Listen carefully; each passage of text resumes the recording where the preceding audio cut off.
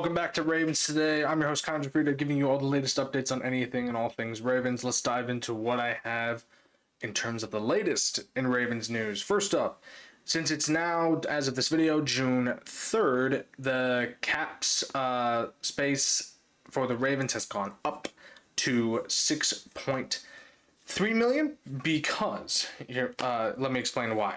As to the more less in-depth fan base that doesn't know why we get $6.3 million more in cap revenue. This is because June 1st marks the final day of the NFL calendar when a player is traded or cut for the 2024-25 season. And now it's a new season. Any future bonus money goes from cutting or trading, goes to the 2025 league year. Ravens, since they've cut, Marcus Williams and Justin Tucker with Pierce's retirement, it was, during that same year. So then they get $6.3 million back in cap revenue. This will be great for the Ravens because then they could move that revenue toward, another player that they can use to on the defense, like a cornerback or an offensive lineman, which is, I think, where depth is needed the most still, in terms of veteran status. But this is great for the Ravens as they've, get some money back. As of right now, the Ravens do have $20 million in dead cap. But again, the Ravens can just stretch that out over the course of years to come, and then they can lower that dead cap space with more contract signings and more releases to the point where it doesn't affect dead cap as much. But for now, we get $6.3 million back, and that can be put toward another veteran player in the free agency or another trade.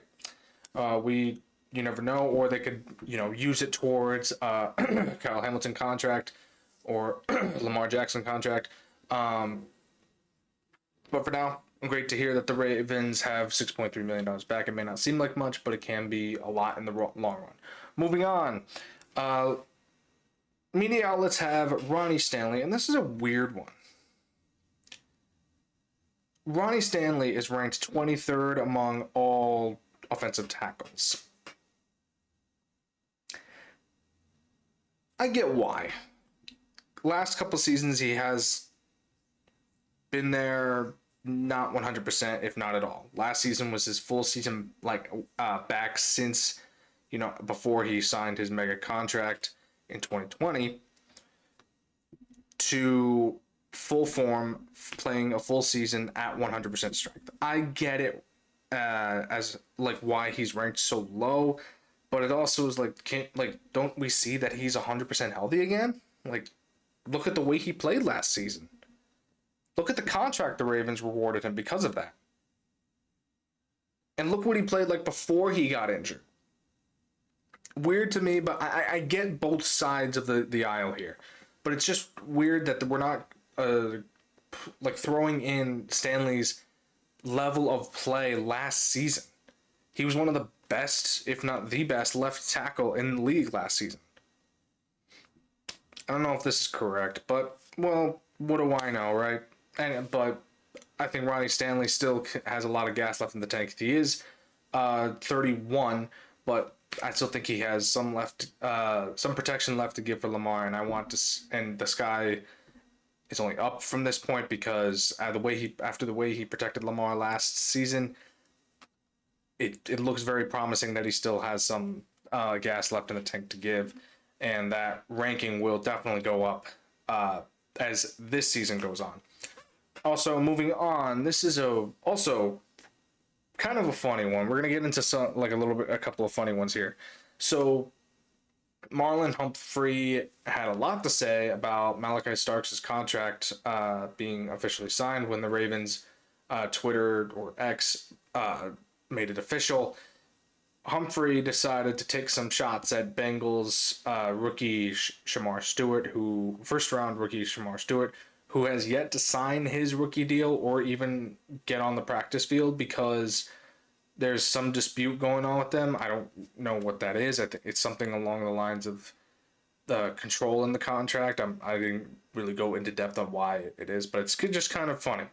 Um, it's kind of ironic that the Ravens are able to, well, not ironic, but it's rather funny that the Ravens are able to get their first round draft pick signed pretty fast, rather than the Bengals getting theirs done pretty fast around the same time because of the drama that's going on over there. And Humphrey did retract his statement, saying he was like talking more about the agents and not the actual players, which I get. But again, I feel like, I mean, I don't know, I'm not a part of those conversations at all, but I feel like players do have some say and should have some say in the contract negotiations with their agent. So this to me was definitely a shot that, Humphrey took at the Bengals organization for not getting their first round rookie signed. By the way, as I mentioned earlier, our fifth round of offensive tackle absolutely destroyed Shamar Stewart at their showcase. It's pretty funny. Our fourth round offensive tackle kicking the Bengals first round edge in the ass, pretty much during during their showcase. So again, kind of funny for Marlon to chime in into that conversation there. We all knew what he was thinking, and he didn't need to retract it, or like say blame it on the agent. We know that there's something going on over there, but it's still funny for him to have a say in it. Anyway, moving on. Last piece here. I hate this so much, and I don't like using the word hate, but I hate it. Why do players just seem to have some shade for Lamar Jackson? Undrafted rookie Kobe Bryant, now on the Falcons, took shots at Lamar Jackson over the course of the weekend by photoshopping James Harden's head on Lamar Jackson's body. I get why. Because, Lamar chokes in the playoffs, whatever. Like, last season was definitely not his fault. And the season before that wasn't his fault either. The Chiefs just, had the refs on their side. And the time before that, he didn't even play. So,